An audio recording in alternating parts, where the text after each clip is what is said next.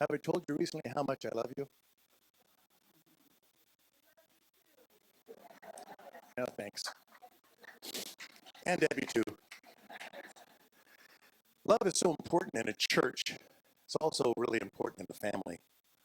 And we have a very loving family. I kid my sister Karen all the time, as you know, and most of you met my sister Janet down in Tennessee. And we just got back from seeing family up in Idaho Falls, and they're very involved in their church, and there's a lot of love there. But we saw Christy when she was born. That's our speaker's wife this morning. And we watched her grow up, and her sister and her brother. We're all very close. All the cousins are very close. Uncles very close. So Joel this morning will be preaching for us, sharing the word as God put on his heart. And Joel is a singles and teaching pastor up at Rocky Peak Church up in the Simi Valley area. And it's just great having family everywhere that loves the Lord and are serving the Lord the way they've been gifted. And Joel's a gifted communicator. So, brother, come and share as the Lord's put it on your heart. Thank you.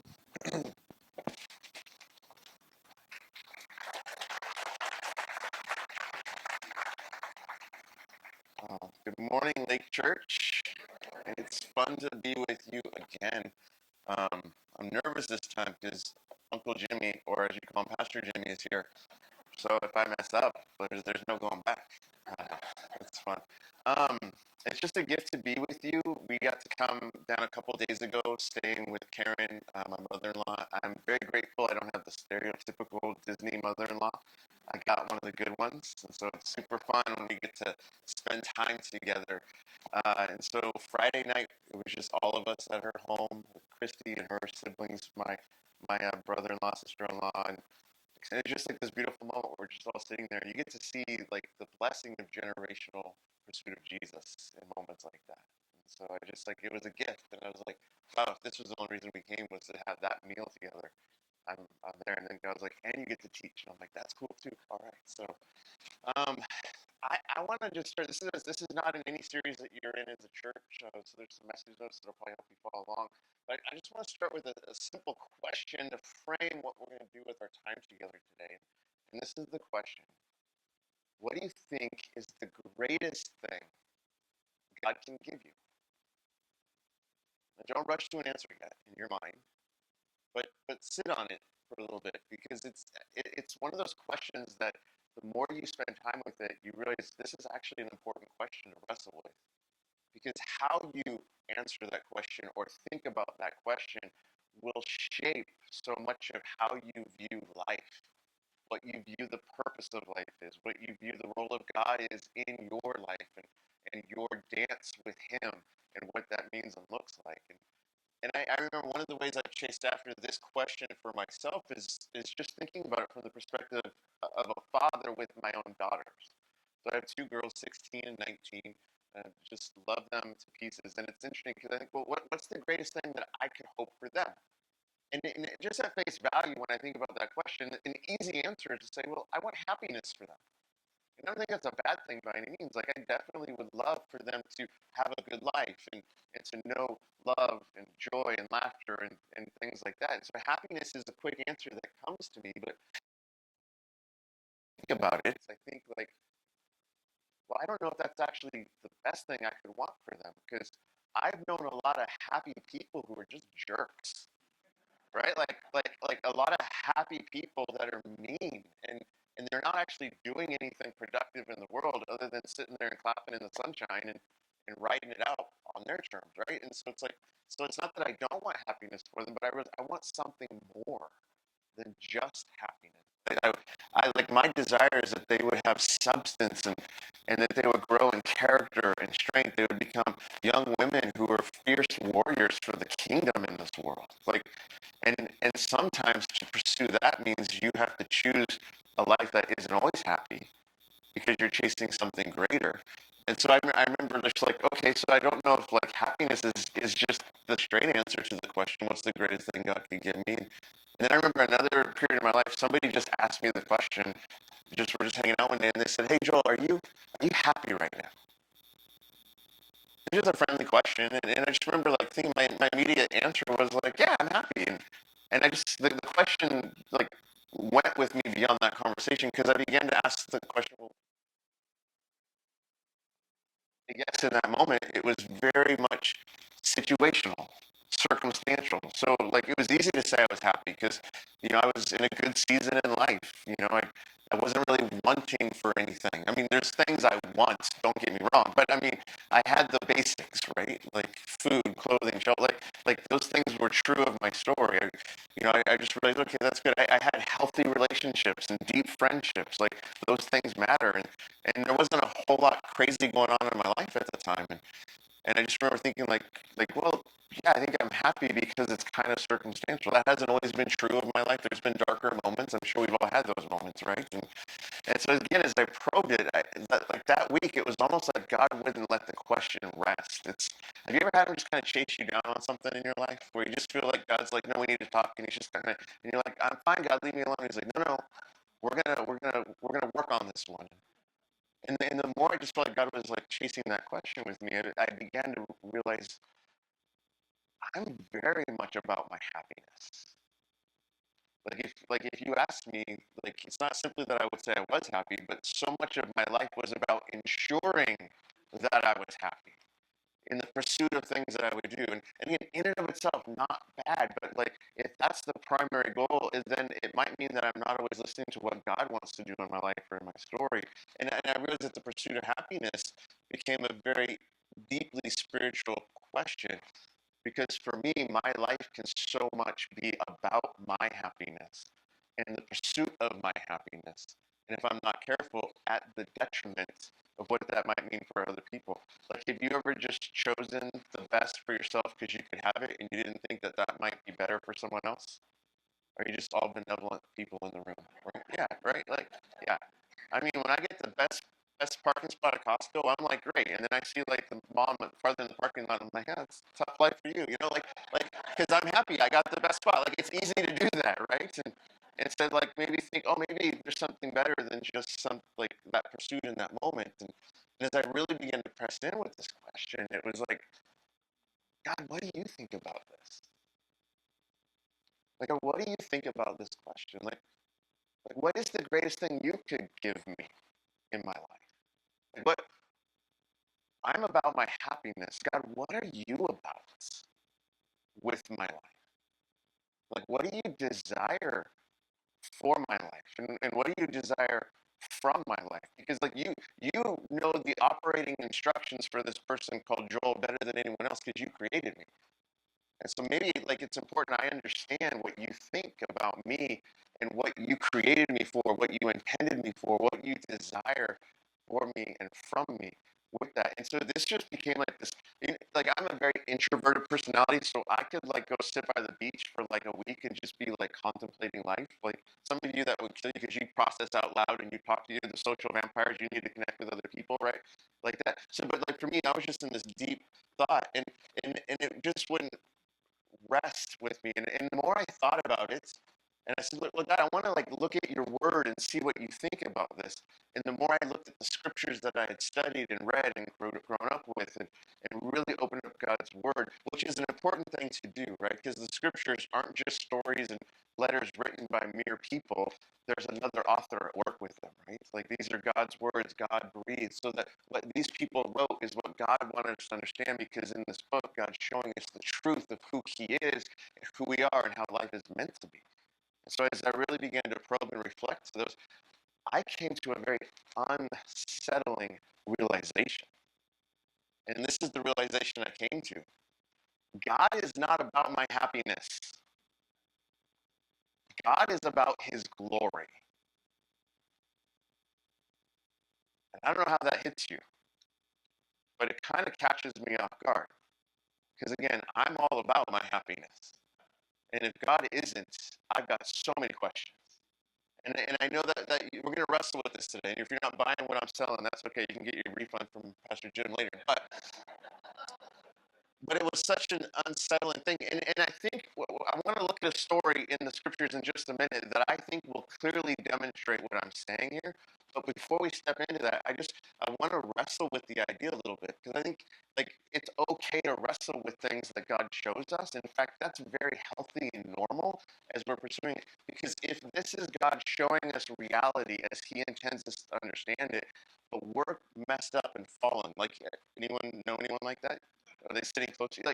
Like we're not naturally living in alignment with God. We're actually living in rebellion. We just sang songs about the great fact that God does. So it would make sense that when we see things in the scriptures, we're not always going to like it or get it because we're not in alignment with Him naturally. So the question is, God, do I trust that maybe you know better, so help me understand this? Or do we rewrite His book or dismiss His book because we think we know better? I'll let you take that one up with management on your own, right? So like that's kind of the dance that we do. But some immediate thoughts as I wrestle with this, that just like this idea, God, wait, you're about your glory. My first kind of thought that would come to my mind is like, God, that kind of seems vain on your part. Like you're all about your glory. Like, have you ever known somebody that they were just all about how awesome they thought they were? And you're like, can I just take you down a couple pegs, right? Like, right? And yet, I think one of the reasons I wrestle with that is that sometimes when I'm trying to understand God, I'm doing it through the lens of me. And I think sometimes what we're doing is putting our dysfunctions on God instead of letting God just be who He is. And so for God to be all about His glory isn't vanity, it's God being about the greatest possible thing, which is Himself. Like so that's just God being like, I am awesome because I am. It's not vanity, it's truth, it's reality.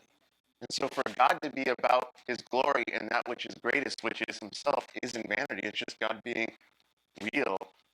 And so if He was about anything less, He actually wouldn't be God. Right? So it's not like that's it. And so like we gotta like kind of wrestle with it. But the second immediate thought I have to this idea about God being about His glory that I wrestle with is just again, because I'm just this little guy trying to figure out life. So I'm like, well, God, this just doesn't seem very nice. Well, you're not taking me into consideration? Like what do you mean by that? And what if God is concerned about us? But He's concerned about us in the best possible way. And that He actually wants us to experience what's best and greatest in life. And that's not always what we think the answer to that question is. And so I want to tell a story about a time with my youngest daughter to kind of set the tone and the stage of where we're going with this. But our family, we lived in Canada for a while. And we went on this big family vacation with some friends one time to a place called Canada's Wonderland. So this is like going to Magic Mountain, right? So if you've ever been up to Magic Mountain, Santa Clarita, it's like an epic roller coaster park. And so we were really excited to go on this vacation because I'd gone online and I'd done all my research because I wanted to like give them the best experience they could as these little girls. So my youngest daughter was like maybe eight or nine. I think Brooklyn was about that age. And I realized she's tall enough to enjoy most of the rides at this park if she's accompanied by me. Right, so she's not tall enough to go by herself, but I can get her on the rides. And so I was talking this trip up to them the whole time. And I'm like, there is this one ride. It's called Viper. I think here it is. This is a picture of it. This is a crazy roller coaster, right? So this roller coaster is over 300 feet high. Its immediate first drop is an 80-degree drop. So when you're looking down, you just feel like you're going to fall out of the roller coaster. It's crazy, and it reaches speeds in excess of 90 miles an hour. So I was like talking this up, showing them pictures, like, girls, this is going to be the best ride ever. We're going to go on this. And so they're kind of excited because Dad's excited. They have no idea what I'm trying to tell them is going to happen. And so I remember we get there and we get in line, and Christy's such a great sport because she's like, I will do this for the family, but I don't want to get on this ride, you know. And I'm like, we gotta be strong, present a strong front as parents, right? Don't show your fear, right? All that stuff. I mean, you got this, girl. So it was fun. So we're in the line, and like I could just see Brooklyn, like she's just watching the ride the whole time we're in line, and she's just asking questions like, it seems kind of big, Dad. How big is it? And I'm like, oh, it's over 300 feet tall. She doesn't know what that means. She's 8, right? But like, I'm like, it's there. So then, sometimes the rides go right past the ride as it rips past you as fast as it can. So the wind hits you, and she's like, uh, do we have to go on this? Oh, yes, we are going on this, And so then I remember we get to the spot where the ride comes in, and you're seeing people get off the ride, and some are happy, and some have wet themselves. Like everyone's all over the place, right? And so we're there, and I say to the ride attendant, "Can we sit in the front?" And he's like, "I got you," right? And so we go, and so we put Christy and I are on the bookends. It's a four-person ride, so our two girls are in between us. And it's the kind of ride like you sit on it, and their legs are dangling, right? And so they strap us in, and we start to go. We do this little turn, and then you hit the ramp that takes you up. And it's just that, like, just think of the roller coaster sound in your mind, like the, and it's just we're slowly going up, and it's just glorious, like today, like sunny, beautiful day, and you can just see the landscape all around you, the park, and then we can see beyond the park as we got higher and higher, and she's starting to panic the higher up we go. And I'm like, no, this is awesome. Like, look, you can see over there and see that. Look at it. Look at this. And she's like, I don't want to be on this anymore. I'm like, well, too late. We're here. Like, we're not, like, they can't take us off the ride. Like, we've committed. We're fully in this together. And we get to the top, and I look over, and she's like this. Like, no, no, no. And I just look at her and I go, don't you dare close your eyes, because you're going to miss it. And because I'm a good father, I grabbed her one hand and pulled it off her face. And I'm holding her hand, so she's now like this, like, ah. And I remember, like, we hit that summit, and all of a sudden we do that 80-degree drop, and just whoosh, and she lets out the most blood-curdling scream of terror that you can imagine from an 8-year-old girl. And we hit that first turn, and it kind of pops back up, and then it's just kind of up and down, and corkscrews, and loops, and all this stuff. It's like a 3-minute ride. And let me say, somewhere along the way, that blood-curdling scream turned into a child delightful yell. She went from terror to joy somewhere on that ride, because she realized I'm holding her hand. She's not falling out of the roller coaster. We're making it. And all of a sudden, she just starts yelling, woohoo! And the whole park can hear this little girl just screaming joyfully at the top of her lungs. And when the ride kind of comes to its dramatic end, and we're just kind of there breathless in wonder, and all these people see our family coming up, and they just see this little girl like, that was awesome! And she's like, I want to do it again, I want to do it again. I'm like, no, it's a 2-hour ride, like, we're going to do something else now. But I remember we got off that ride, and some things stood out to me in that moment. That's what I wanted for her. I wanted for her to have this awesome experience, but I knew it was going to scare her to death at first. But I also realized that the only reason she could experience that moment was because of me, because I qualified her for it, right? Like, who paid for the park ticket that day? Right? Who's responsible for her existence, right? Like we did. Like, who made it possible that she could even go on the ride, because she's not tall? Like, it was all possible because of me. I was the reason she could have that moment. And when we got off that ride, all these other families are looking at us, seeing this little girl having the time of her life, and I look like the coolest dad in the world. I am getting so much glory as her father in that moment. But I wasn't doing it just for me. I was doing it for her, because I wanted her to share in something incredible and to experience it with me. To this day, she still talks about that ride. And I want you to hold on to that idea, because in just a moment, we're about to join ancient Israel when they're about to go on a wild ride with God. And they're going to be screaming like 8-year-old little girls in terror. But I want you to pay attention to the story of what God is up to, because God is wanting them to know something about who He is and what He wants to do in their life. And so my premise is that God is not about our happiness. He is about His glory. And if we begin to understand that properly, it's the greatest thing we could ever hope for our own story, to know the glory of God at work in our life. And so I want us to take us to a story in the book of Exodus. So Exodus is the second book in your Bible. You guys know that one? Genesis, Exodus. So yeah, so if you have it, I think we're going to have it up on the screens too if you don't have your Bibles with you, or if you didn't get the large print Bible. By the way, I have a large print Bible, so no shame. I need it. And so what we're doing in the story, we're jumping into the middle of the Exodus story. So if you can remember, if you know your Bible story, like the ancient Israelites were living in slavery. They were brought to Egypt by their ancestor Joseph. And so if you remember that story in Genesis, or go see the musical or whatever, but like Joseph, now 400 years have gone by, and Egypt, the context that they were living in, has turned on them and enslaved them. So now they are a slave nation in Israel. And so God had raised up a rescuer for them. And if you know the story, like Moses was born into that context, but he was born in like Egypt was wicked and horrible against Israel. Pharaoh at that time was killing all the boys because he wanted to control the population of his slave labor so he could have enough to get the work done, but they couldn't grow up to overpower him. So I mean, it's just horrible. He's just like killing them out.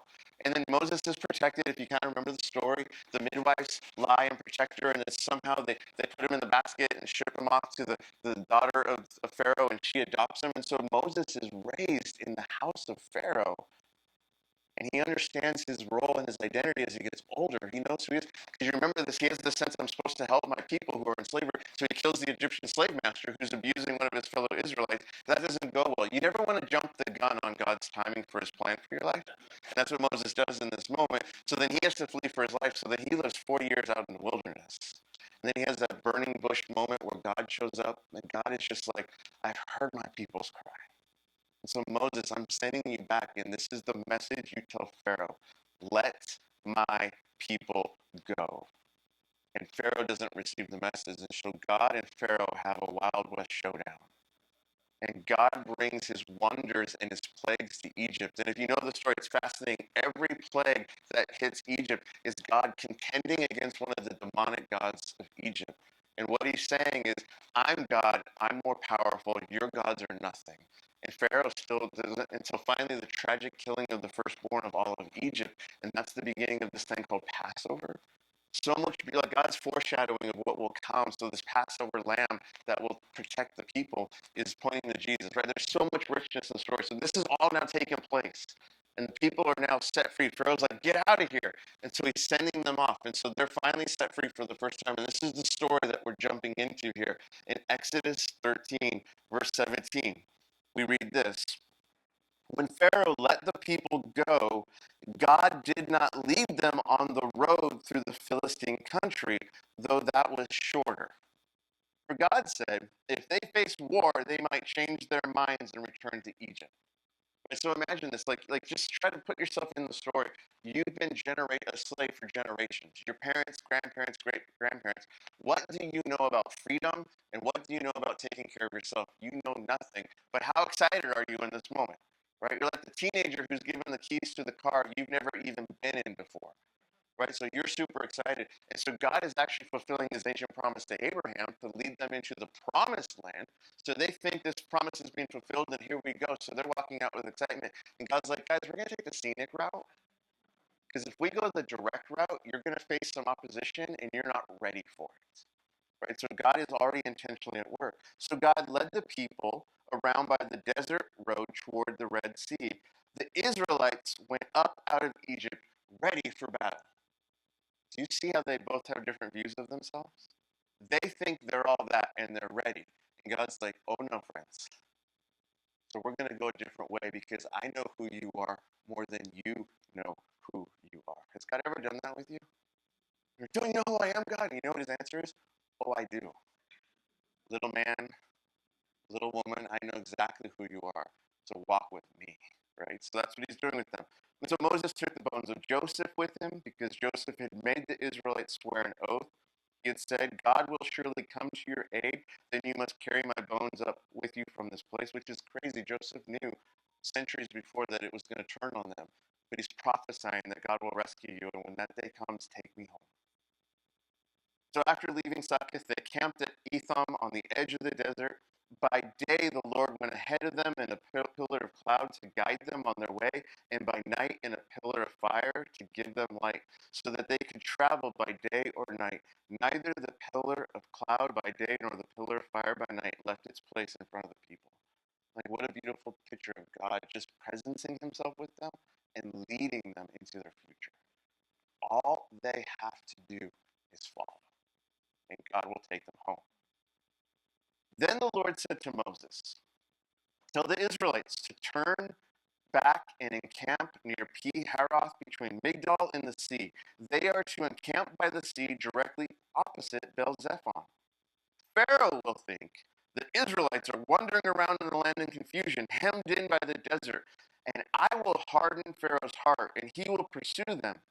But I will gain glory for myself through Pharaoh and all his army, and the Egyptians will know that I am the Lord. So the Israelites did this. Okay, so imagine this. God shows up to Moses and says, hey, Moses, here's what I want you to do. I want you to kind of walk around over here.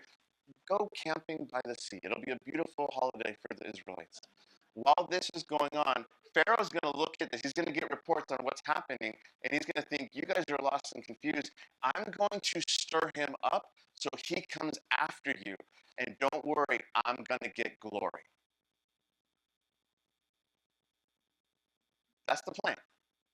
Now you got to remember, Moses hasn't seen the movie, right? Like he hasn't seen Charlton Heston yet, right?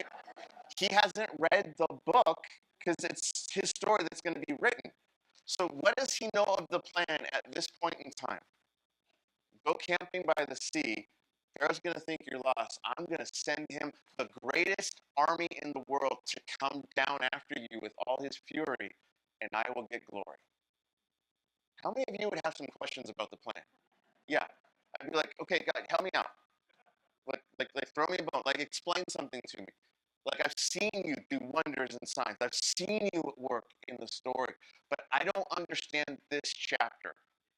What are you talking about? And yet Moses is going to be faithful, so they go and do exactly what God said. And so when the king of Egypt was told that the people had fled, Pharaoh and his officials changed their minds. And this is fascinating. Did God harden Pharaoh's heart, or did Pharaoh harden his heart? And we could have a really cool theological debate about that, but here's the answer. Yes. There you go. That's for free for showing up today. He changed their minds about them and said, what have we done? We've let the Israelites go and have lost their services. Like free labor, we lost it all. So he had his chariots made ready and took his army with him. He took 600 of the best chariots along with all the other chariots of Egypt with officers all over them. The Lord hardened the heart of Pharaoh, king of Egypt, so that he pursued the Israelites who were marching out boldly. Okay, who's walking out thinking they're all that? Israelites, right? Look how awesome we are, right? And we're about to see how awesome they think they are in a minute. The Egyptians, all Pharaoh's horses and chariots, horsemen and troops, pursued the Israelites and overtook them as they camped by the sea near Pi Haroth opposite Baal Zephon. So exactly what God said was about to happen is about to happen. As Pharaoh approached, the Israelites looked up, and there were the Egyptians marching after them. They were ready for the fight and said, bring it on. Because that's what they think about themselves, right? Like, again, if you heard someone who thought they were all that, and then the first sign of trouble, they just folded, that's Israel in this moment. They were terrified and cried out to the Lord. They're at the top of the roller coaster screaming like 8-year-old girls right now, okay? They said to Moses, was it because there were no graves in Egypt that you brought us to the desert to die? What have you done to us by bringing us out of Egypt? Didn't we say to you in Egypt, leave us alone, let us serve the Egyptians? It would have been better for us to serve the Egyptians than die in the desert. Isn't that insane? Like, you just saw God set you free, and you're already willing to go back and put the chains back on. And notice who they're going after in this moment? The leader. Uncle Jimmy, how hard is it to be a leader? Where you at? Where you at? Oh, did he leave already? He said, all right, that's awesome. You trust? Oh, there he is. Yeah. Let me just tell you, when God calls you into leadership, whether it's in a church context or with your family or whatever, the minute it goes wrong, guess who takes the hits? Yeah. That's right. Thank you, God. You didn't tell me that when you called me into this, you know. But you're there. They're just going after Moses, right? Like, Moses, why did you do this to us? Why did you let this happen? And if I'm Moses, I'm like, take it up with management. Like, I'm just trying to be faithful. And I love what Moses does in this moment. Look at this, verse 13. He says, Moses answered the people, do not be afraid. Stand firm, and you will see the deliverance the Lord will bring you today. The Egyptians you see today, you will never see again. The Lord will fight for you. You need only to be still. You know what that's called when you're a leader? Trusting that God is going to get you out of it. Because you don't know what's about to happen. Because again, at this point, what does Moses know of the plan? Nothing. And here's the beautiful thing. You don't always need to know the plan. You just need to know whose plan it is. And that's enough. And for Moses, it's enough. God, I know this is your plan. I've seen you do enough. So all I know is this is your problem and you're going to solve it. So I'm just going to stand here and either I go home and meet you right now or you do something amazing. And so this is where Moses is at. And so then the Lord said to Moses, why are you crying out to me? I love this. Because you told me to come here and now I'm in a mess. What do you mean, why am I crying out to you? Like, this is your plan. Could you do something? Like, this is just this beautiful moment, right? And God says, tell the Israelites to move on, which is hard, right? Because you've got a body of like, move on where? Like, we're blocked in. This is a dead end. Where do you want us to go? And then God begins to tell Moses what to do. Raise your staff. Okay, so back in the previous moment when all the plagues and stuff were happening, God said, Moses, just take your staff, that little stick that you've been using to hit sheep with your whole life. I'm going to do wonders and signs. I will do things through that staff. It's not the staff, it's me. So now you say, Moses, remember that stick in your hand? We're going to do something again. So raise your staff and stretch out your hand over the sea to divide the water so that the Israelites can go through the sea on dry ground. I will harden the hearts of the Egyptians so that they will go in after them, and I will gain glory through Pharaoh and his army, through his chariots and horsemen. The Egyptians will know that I am the Lord when I gain glory through Pharaoh, his chariots, and his horsemen. And again, I'm like, a little bit more of the plan is revealed, but I have questions because I don't understand the physics of this. So we're going to walk through the sea, and when we're in it, you're going to send the Egyptians in after us, and then you'll get glory. What happens to us? Like, where are we at in your story, God? Like, I've got, like, and God's like, Moses, don't worry about it. I'm going to get glory. It's going to be so great, right? And you're like, like, but again, this is like, Moses is like, okay, you're God.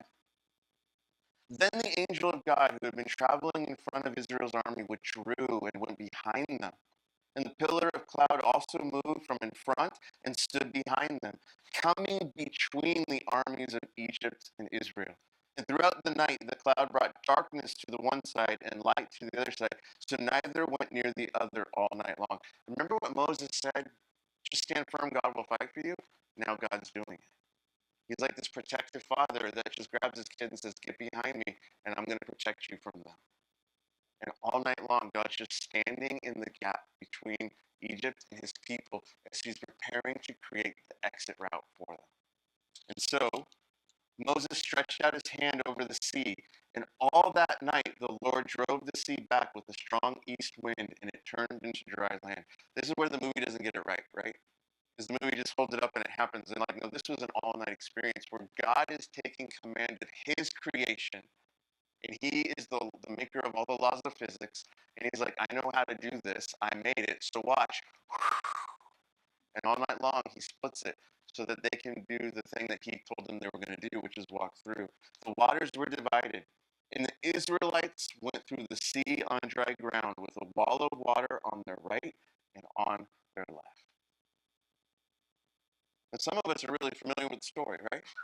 And some of it, like we saw the movie, or we grew up with our kids or grandkids watching the cartoon. And here's my question as we look at this story. If God's primary concern was their happiness in this moment, what would this story have looked like? Is how happy are they in the midst of this story? Like, not at all, right? I mean, they're like having traumatic moments. Like, this is where you go see your therapist for life because of moments like this, right? And so if God's primary concern was their happiness, this is how the story probably would have looked like. All those kids, they think they're so awesome. I'll just let them go attack the Philistines and I'll win for them. And they'll just think they're awesome. And Exodus would be like this short, right? And if God was concerned about their happiness, what would they have missed out on experiencing? Like, how many of you would like to go back in your story where you saw God do epic things and say, God, I would trade in the epic thing where I saw how awesome you are so I could just be a little bit more happier in that part of my story. Like I think when we move past those moments, we look back and you're like, God, I would trade in momentary happiness to see your power at work in my story every single time. And so this is the reality of what they've done. And so this brings me back to the question, what's the greatest thing God can give us? And here's my premise for our time this morning. The greatest thing God can give us is this: experiencing his glory. Because that's what we were created for. I mean, go back to the beginning story. In the beginning, God did what? Created. And he spun this universe and the galaxies and everything into existence. And then we're told he did something unique as he began to put life on this planet. And he created from the dust of the earth, and he breathed his breath of glory. And it says we became living beings. And we're told that in the image of God, he created us, male and female. Why? Was he bored? Was he lonely? Did he just want some pets? Here's why I think God did it. He knew how awesome he was, and he wanted to share himself with something else. And the only way to do that was to create something that was capable of understanding him enough so that he could then say, look at me. I created you for me. So you could know the beauty and glory of who I am in your life. Which is such a tragedy when Genesis 3 hits. Because our first parents believed the deceiver, the one Jesus said who was a murderer and a liar, and when Satan speaks, he speaks his native language. They believed him and walked away from God, which means that we were lost from his glory. And that's the tragedy of this death that God said would happen. It's a death in the whole sense. It's going to be physical, but it's also spiritual. We're cut off from the source of life. It's why there's that ache in us, that missing thing. It's why so many of us chase the stuff and we're happy for a moment, but it doesn't last because we're looking for that which we were created for, which is a beautiful thing. God's also looking for us, which is why he sent his son to pursue us, to bring us back into the reality we were created for. Which is why when we find Jesus or he finds us and we finally say, I give up, when we bow the knee, when we surrender, it's that going to that low place before the king is what lifts us back to the high place we were created for. To know the one in whose image we were made. So God created us to share himself with us. So our greatest joy would be to know him, experience him, reflect him, and then in being people created in his image to reflect the glory of God to one another. So we would just be walking around like a bunch of prism mirrors reflecting the glory of God. And I'd say, he's so beautiful in you, and you would say, he's so beautiful in me. And that would be the delight of being the human race in a world reflecting the glory of God. That's his end game, by the way. That's where he wants to get us back to.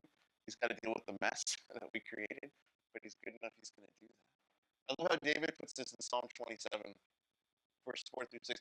David, one of the greatest kings of Israel, who arguably had it all in his lifetime. Look at what he says. One thing I ask of the Lord, this is what I seek. Man, how would you answer that? How would you complete that sentence for yourself? And look at what David says. That I may dwell in the house of the Lord all the days of my life, to gaze upon the beauty of the Lord and to seek him in his temple. For in the day of trouble, he will keep me safe in his dwelling. He will hide me in the shelter of his tabernacle and set me high upon the rock. Then my head will be exalted above the enemies who surround me. At his tabernacle I will sacrifice with shouts of joy. I will sing and make music to the Lord. I love like David's like, I've seen enough of him that I realize that's what I want. That I just want more of you. I want to know you and know that I belong to you and that I can encounter you and experience you. That's the greatest gift and joy that I could hope for in my life. It's like David saying, I found something really good and I just want to tell the world about it. Have you ever experienced something really good and you just want to share that with other people?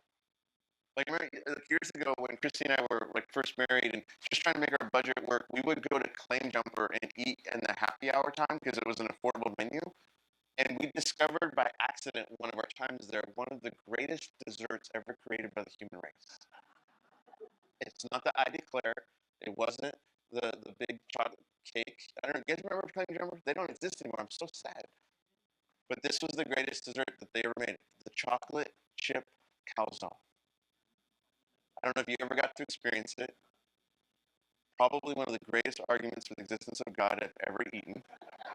Like if my faith was vacillating, I would just eat this. Like, how could there not be a God? This is incredible. It was so, and I just remember I was telling everyone about it. Like, you gotta go and just have this. Is the greatest dessert. It will change your life. It's so amazing. It's so good. And I'm so bummed that it doesn't exist anymore because Claim Jumper went out of business. Why? Because they give way too much meat on their plates for the price. I don't know what they did, right? But can you imagine this? Imagine if like we just heard like in Carlsbad, one of the old Claim Jumpers are just gonna reopen for one night only. And I told you I got a table for us. And we're gonna go and we're gonna eat there and it's gonna be a great meal. But save your appetite because at the end we're gonna have this together. And I'm telling you, it will change your life. And so the challenge is, the reservations are late because everyone's excited to go. So I got us late reservations. So meet me there at 9 p.m. I know that's a late dinner for you guys, but it's going to be worth it. Just trust me. And all day you're like, Joel said this was good. You're just kind of going through your day. You're just riding your golf cart around the lake. You're doing whatever you're doing. You're going and saying hi to a friend, and it's getting late, and you're getting hungry, and your friend's like, hey, I've got a treat for you. Do you want it? And they offer you a ding dong. And you're like, this looks really good and I'm really hungry. But if I let that satisfy my appetite will be quenched for this greater thing. Do you eat the ding dong or do you hold out for the calzone? I'm telling you, some of you are going to eat the ding dong, right? Because that's what we do. Like with these appetites that we have, which are good, that have a fulfillment in the right source, every good appetite has a fulfillment in God's design as He gives it to us on His terms and His timing. And how often do we settle for something that satisfies the appetite in the moment that's not His best? It's not even a bad thing sometimes. Yes, there are bad ways we do that, but it's not even a bad thing. Sometimes we settle for something so less when God wants to give us something great on His terms and His timing. And we miss out on eating the calzone because we eat the ding dong. And we do this all the time whenever we reject the greatest thing God can give us in pursuing momentary happiness instead of trusting that He's at work with something better, even when it's not fun. And let me just give you a couple of thoughts here. The problem with happiness on its own. Again, I'm not saying it's wrong to want happiness, but if happiness is the greatest thing that we think we can have, here's the problem with happiness. Happiness is chump change, like compared to what God really wants to give us, like joy everlasting, like those sorts of things. That's what He wants to lead us. And yet we often settle for right now happiness. And when we do that, we'll choose the right now happiness and do life on our terms and our way and not trust Him with what He's doing in our story. And it's hard to do this because temporary happiness often feels like and seems like what is best for us in the moment. Like my youngest daughter, when she was little, like she loved her pacifiers. That was just our oldest kid was great. She didn't need them. Our youngest needed the pacifiers. Every parenting book you throw out the window when you find out what works for your kid, right? So for her, it was pacifiers. And I remember one morning, Christine, I go to wake her up, and she's laying in her bed with two pacifiers in her mouth. Somehow she had been like tucking them away in her crib. She had two pacifiers in her mouth and one in each hand. And she's just smiling up at us with the brightest look in her face, like, I'm the richest person in the world, right? And it was cute. But could you imagine, like, she just went through the winter formal with some of her friends this weekend. Can you imagine if she shows up with two pacifiers in her mouth and two insurance? She's like, gosh, it's great. Like, you're like, you look stupid. Because you're settling for, like, childish things when there are greater things being offered to you. And how often do we do that with God? God, you're offering me greater things, and I'm settling for the lesser thing and not trusting you in your time. And compared to experiencing God's glory, our understanding of happiness is so much like child's play. I love how C.S. Lewis puts this in his book, Mere Christianity. He says, God cannot give us a happiness and peace apart from Himself because it is not there. There is no such thing. Because God is the source of every good gift. He's the Father of lights. Here's another problem with happiness. Happiness is fleeting. Have you ever noticed that? Like we pursue things that we think will make us happy because we want them to fulfill us, but it is so often an elusive pursuit, right? I mean, how many of you have ever just held happiness in your hand and you're so excited and it just fell through like sand over time? Because what made you happy today, tomorrow doesn't. Like, how much of your happiness have you sold at the garage sale, right? because like that's what happens, right? Like we just this thing is amazing, and then a little while later, like would somebody just I'll pay you to take it, right? Because it's like that's what we do with our happiness. And have you ever found happiness to be elusive? Look at what Solomon says about this in his book Ecclesiastes. Solomon, one of the wisest men who ever lived. If you want to be depressed this week, just read Ecclesiastes. It's this wonderful book. Solomon's writing from this perspective. If I'm just pursuing life on my terms and the way that I can have it, so that's what I mean, life under the sun, meaning life without God in the perspective. This is the conclusions that he comes to. And so he says, I denied myself nothing my eyes desired. I refused my heart no pleasure. My heart took delight in all my work, and this was the reward for all my labor. You know, when I surveyed all that my hands had done and what I had toiled to achieve, everything was meaningless, like chasing after the wind. Nothing was gained under the sun. Because he who dies with the most toys dies. And those toys become somebody else's tax liability, right? And so it's like, is there something that we're meant to live for? And yet, I don't know about you, when I'm not happy in life, I still pursue happiness, even if it means going against what God desires for me. I mean, how many times have we pursued something in the name of happiness and we know that God said that's not for you? And we made choices that were just wrong because it felt right in the moment, even though we knew that's not what God wanted or desired for us. And so often it's like, well, God, I'm not happy with my situation or my relationship or my circumstance. And because I don't really trust you that you'll do something good, I'll solve this on my own. So I'll just have more of the wine that you said not to get drunk on because it makes me feel good in the moment. I will pursue another relationship versus the one that I committed to because I think that will make me happy. I'll chase a career that I know doesn't have my name on it because you called me to something else because I think this will fulfill my needs. Have you ever done that? Maybe not those three, but maybe. Did it make you happy for the long run? That's the wrestle, isn't it? And we know that, but we still choose it sometimes. How many of you have wounds in your story because somebody else chased temporary happiness at your expense? And here's the scary question. How many people have wounds in their story because you chased happiness at their expense? Isn't it crazy how twisted this can get? When we settle for something less than what God wants to do, what God wants to bring us into. And yet, here's the good news God is not about your happiness, He's about His glory. And because He's a good God, He wants to invite you into that with Him. He wants to take your hand and say, get on the roller coaster. I know it's going to scare you to death, but by the end of this ride, you will be praising my name because you will see my goodness on full display because I have something great for you and it has my name on it. And I want to be a part of the story that I'm telling in your life. And this is what we see him doing in this moment with the Israelites. And so I love what happens. We didn't actually finish the story. Go back, Exodus 13, verse 17. Next page. Exodus 14. So the Israelites went through on dry land. Verse 23. Then the Egyptians pursued them. Which, stop and think about this. How stupid is this? Like, you just saw God do all these incredible things. You know that their God is bigger than all your gods.